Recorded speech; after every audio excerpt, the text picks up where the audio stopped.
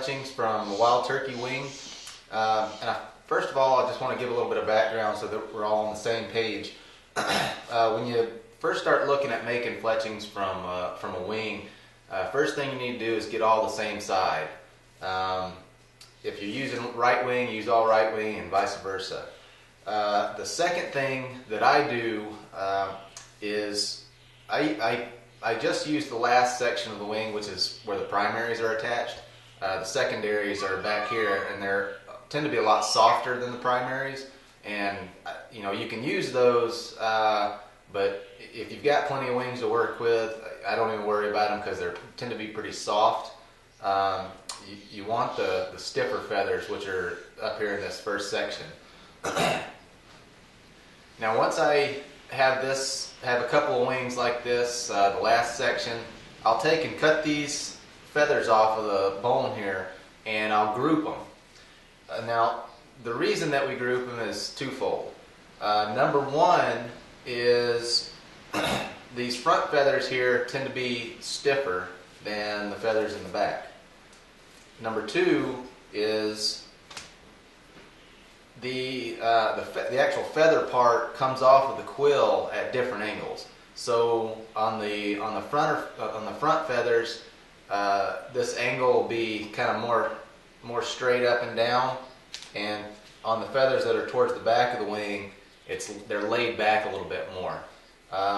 So we group them, and we put, we can use I group in three groups, and we can use all three of these groups, but I want, on one arrow, I want only feathers from one of these groups. I don't want to be mixing feathers from the different groups on the same arrows. And the reason is because I want all my fletchings to be pretty uniform.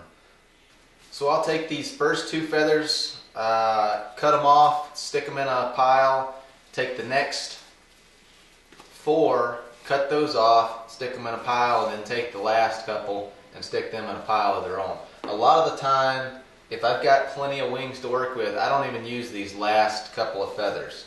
The reason being is they're softer than these front feathers. I'll keep them, in case I need to make some kids' arrows or something like that. Just keep them and have them on hand. But the best feathers that you're going to have off of the wing are these first 6 feathers that come off the wing. Now I'm going to show you 2 different methods for preparing a fletching. First of all is stripping this off. It's more of a primitive, using more primitive applications.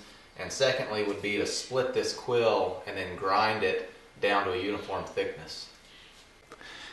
Now the way that you strip feathers is you come up here to the top and separate off a little bit of the feather part here and just pull it right off the quill. And what this does is it leaves all the pith on the quill and just takes off that sheath part.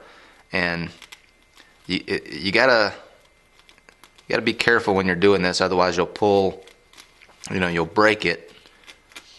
And if the feather has any imperfections in the quill, like if there's a nick in it, a lot of times you'll break it. But you can see how that's coming off right there, and there's no pith. There's no pith right here, and that lays really close to the shaft. So if you're doing a primitive type of arrow with just tying it on with sinew, maybe putting some hide glue or something on there like that, this method works really well. It's very quick. It's a lot quicker than grinding this stuff off, and it works well for primitive applications. But when you put these in a clamp, sometimes you'll get some funky stuff with your fletching because there's no quill here to hold this thing straight. Now when you go to split these feathers, a sharp knife comes in real handy. A razor knife works well, or a sharp pocket knife.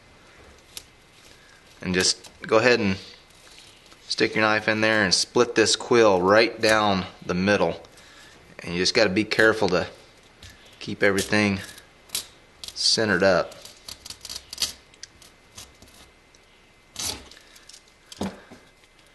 split it off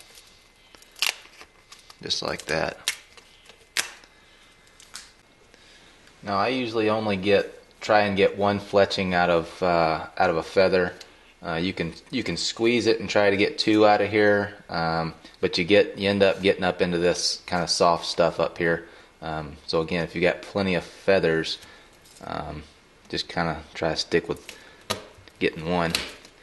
So my fletchings on my arrows are only about 4.5 inches, so I'll cut about a 5-inch fletch out of it. And when you go to cut it off back here, just cut the quill, because if you cut up here, you'll cut off the back of the feather. And if you're going to cut like a shield cut, it doesn't really matter. But if you're wanting to do like some other kind of cut and you want this part back here, you'll cut it off if you come back too far.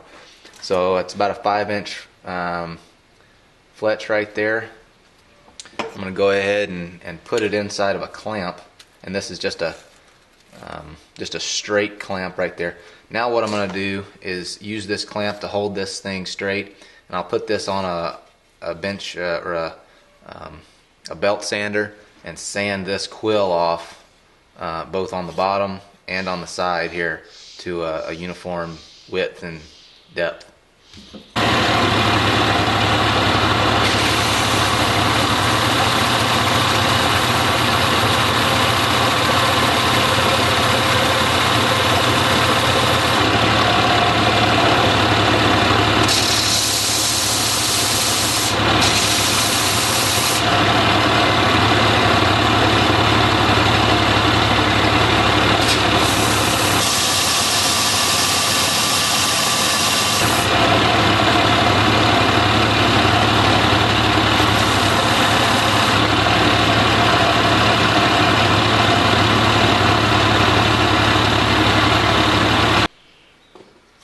So when you get done with the grinding, you should have 3 pretty uniform fletchings ready to go in the jig.